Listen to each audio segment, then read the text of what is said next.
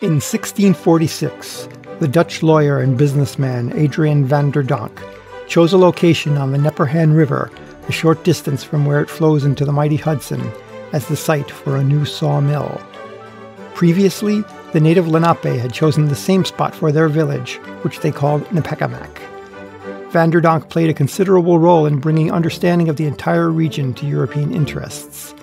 He was locally referred to as the Jonk Heer, or Young Squire, a word from which the city of Yonkers derives its name. Following his untimely death in 1655, his estate was sold off, and in 1672 a large parcel was bought by Frederick Phillips, who added it to his considerable holdings in the area. In 1682, Phillips and his wife Margaret, whose wealth and business acumen rivaled that of her husband, built the first section of what would become their family's home generations later. Subsequent additions to the house by their grandson and great-grandson resulted in the structure we see today.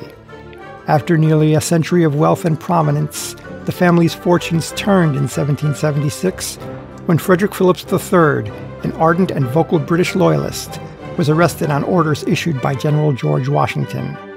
The house and the entire Phillips estate were confiscated and sold in 1779. Other families occupied the house until 1868, when it became Yonkers Village Hall. When the city incorporated, it became the first city hall in Yonkers and remained so until 1908. At that time, a generous gift of $50,000 from Ava Smith Cochran enabled the Manor Hall to pass into state ownership and, after a complete restoration, open as a museum. In 1911, fearing the possibility of a fire, stewards of the Manor Hall decided to remove the heating system from inside the house. With additional support from the Cochran family, a remote heating plant was built into a newly constructed brick cottage at the northwest corner of the property. This building was also designed to be used as a residence for a full-time caretaker.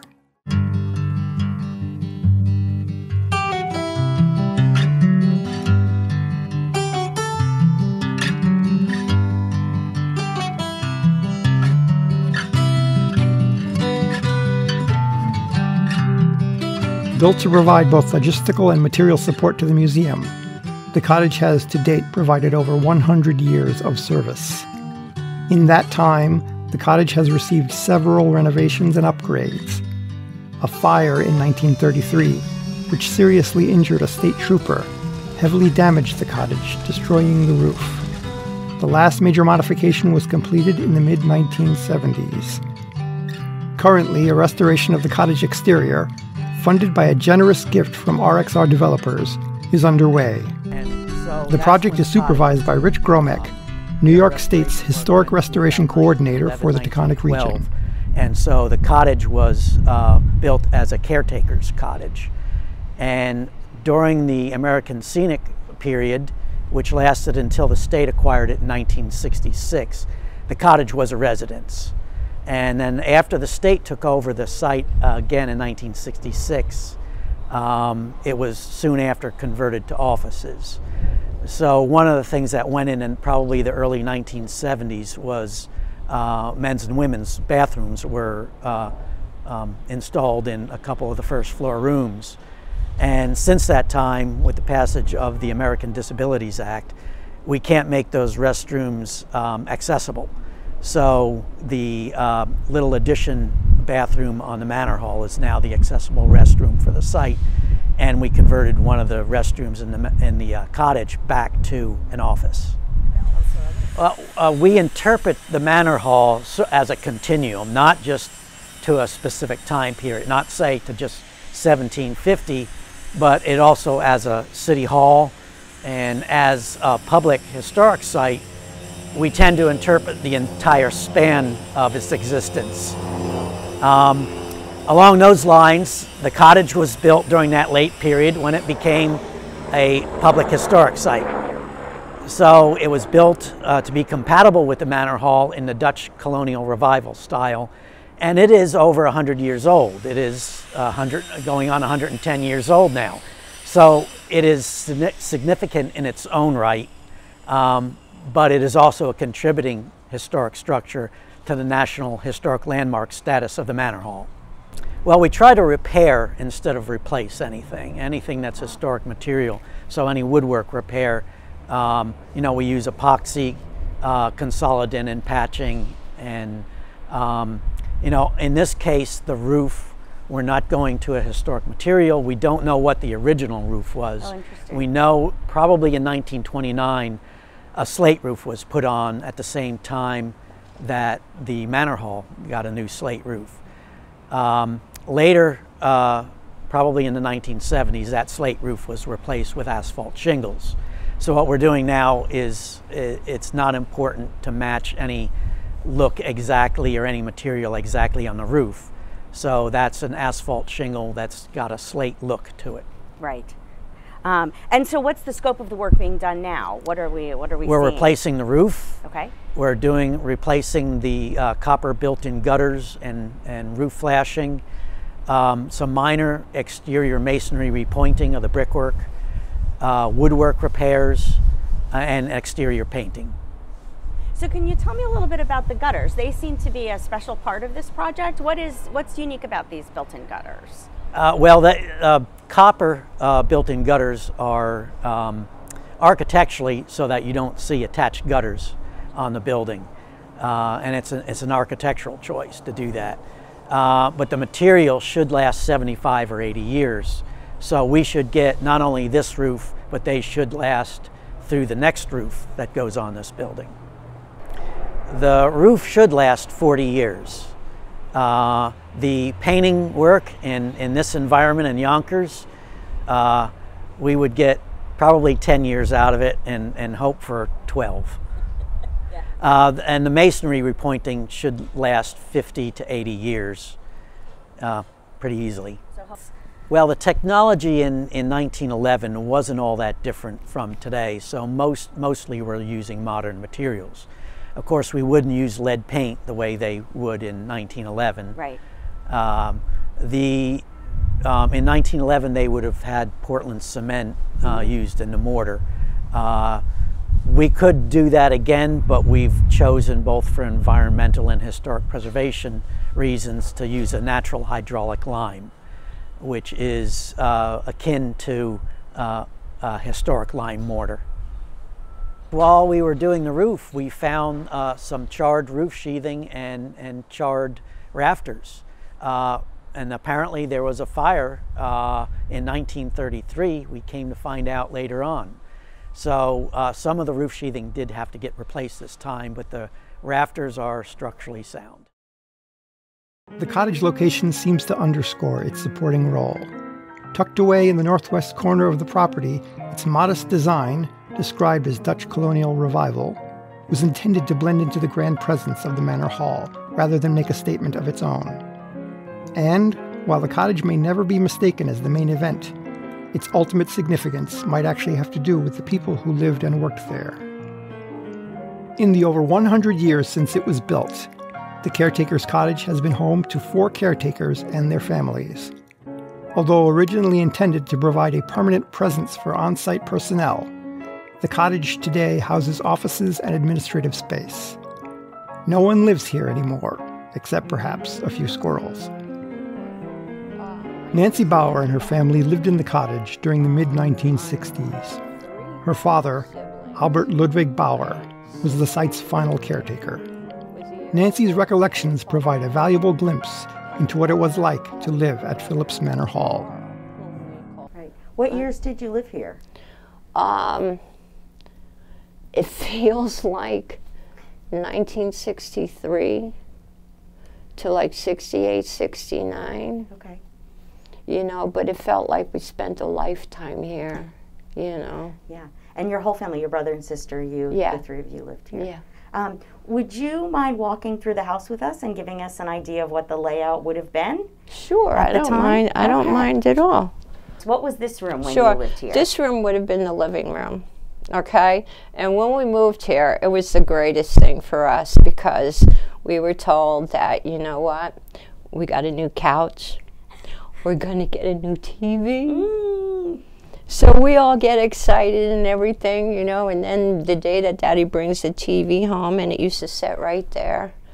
It was like this big on like a little rolling cart thing and everything. It was still black and white. I swear to God. That hadn't changed. I think I was 19 before I found out that The Wizard of Oz was in color. You know? So, and then if you walk through here, this would have been our kitchen area in here. And I have to remember this right. So Okay. are these the same built-in cabinets then that are in the one photo? Yes, yeah.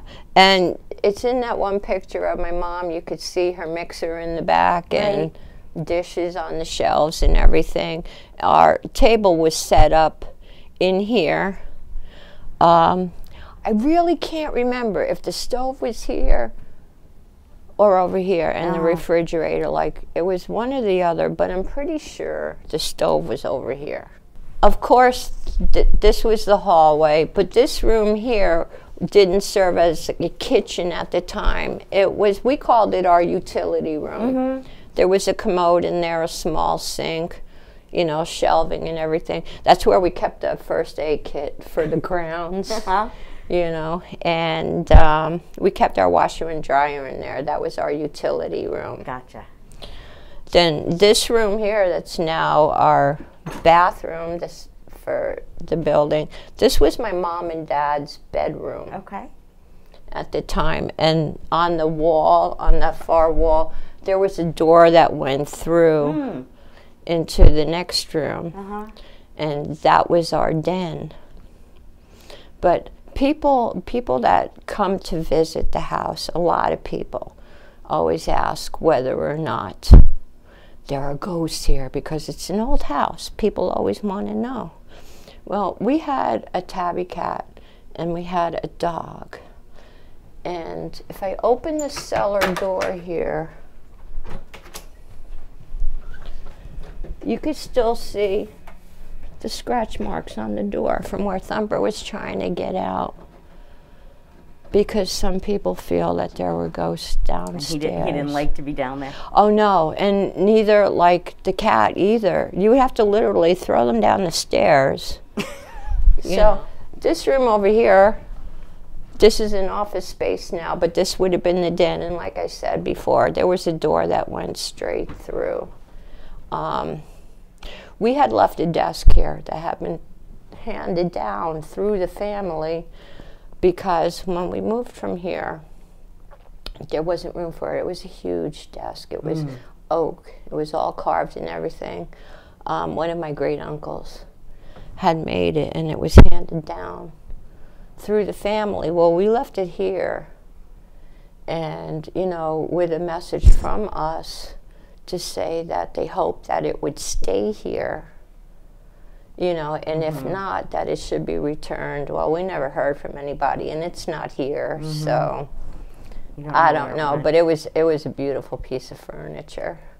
Well, basically, as far as the house, the way it was when we moved in, was to remain that way. And there were certain things that we had to be careful of, like the wallpaper and that, not to mess it up. We did have the open windows here, which is part of the restoration, that they opened them up, because I always said that. It was always so dark in here when it was boarded up. But she had like those sheer curtains here that, you know, have the bar that goes across and the bar across the bottom. Yeah, it was really nice. Betty and I shared this room, and this was hysterical too, because my mom had put our beds underneath each one of these little windows here, the fan windows. And anytime Betty got mad at me, I wasn't allowed to go on her side of the room. So I couldn't come in or out, because that was her bed over there, you know. So she was the older sister? Yeah. Because I also had the door in the room I shared with Raisa, and I was the older sister. We think of those things. She was good at being the older sister, let me tell you. You know. And when I came to work here in 2004, this is where they put me, back in my bedroom. So a lot of memories here. And when I first came back, I worked with a lot of great people. When we lived here, this was my brother's room. And it's a nice size for one kid, and he had a bed and a bureau, whatever. But the one thing that we didn't have over there, he had here, and that was the closet. So, when I had the chance to switch offices, that was my thing. I was going to be in this office because I was going to have that you were closet. finally going to get your closet. That's right. And, can you tell us a little bit about what your dad's responsibilities were? There was still a lot of furniture here, like from the original, well, from the Cochrane collection, and that there were a lot of ceramics. There were a lot of paintings other than just the portraits, but he basically did everything himself that now a full staff would do here. Due to the economic circumstances, there aren't enough employees here on site, you know, to do a thorough job, but my dad did it all. He would stand out at the gate. Any of the three of them, he would stand out at the gate because there wasn't a parking lot there then, and try to get people to come in, get them interested. Kids from the neighborhood used to come here all the time. And Daddy would let them go because his thing was like lighting that spark, you know. I used to follow him around the house all the time. We didn't have like set chores or anything like for the property or in the house, but I would follow him. And even when I first started working here, that's the first thing I said, Daddy's spiel. Phillips Manor Hall, built in 1682, completed in 1748, was the first village, then city hall for the city of Yonkers, and so on. One thing I should point out, though, about this house, this is our entrance now for the most part. This is the one, even when I first started working here in 2004, this was the main entrance into the house. When we lived here, we used the other door. That was the main entrance. Oh, yeah. And the only way you could open it was with the key. So now, even years ago, I was made aware that no one knows where the key is for sure. And since we were gone, I can't attest to any of that. But I do know for sure we used the key to open that door.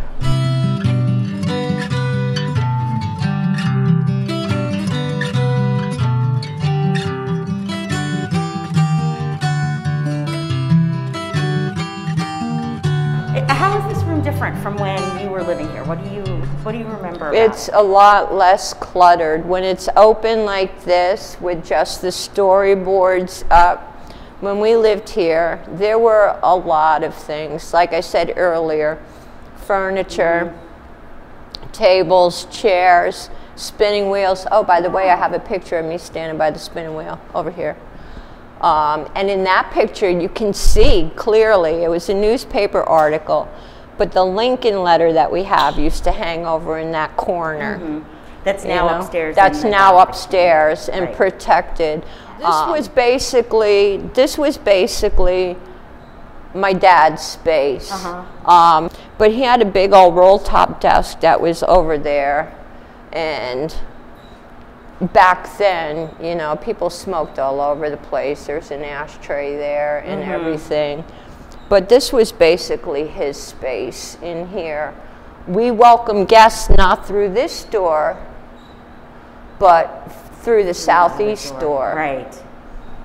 Which would have led to the staircase then. Yeah. Oh, yeah. This was one of my favorite places in the house. I used to be able to sit on the banister and slide down, and if you lean in just the right spots, you could actually make it all the way around. I wouldn't try that now. I wouldn't suggest that anybody tries it now, but... Did your dad know you were doing it? I don't think so. So I would point out different things and ask questions and answer questions, and then I would state, I am the youngest artifact in Phillips Manor Hall. And you'd get the giggle or whatever, smiles, and no, really, because my family was the last family to live on site, and we are part of the living history of Phillips Manor Hall. One of the things my mom stated and always stuck with me is that, you know, when we move here to Phillips Manor Hall, that we, as a family, we become stewards of the house. And to me, that meant we took care of it, we nurtured it, you know, we respected it. And to this day, that has stuck. It's interesting to wonder whether those who were responsible for building the cottage ever envisioned a day when their small brick building, as it was once described, would itself become a matter of historical significance. As an integral part of Phillips Manor Hall, it too now plays a role in the site's unfolding history. The story of those who lived and worked at Phillips Manor Hall spans over 300 years and includes famous landowners, anonymous slaves and servants, political leaders, and ordinary families who, at one time, thought of it as their home. Perhaps the caretaker's cottage reminds us that history happens on its own terms and is made every day in mostly ordinary ways.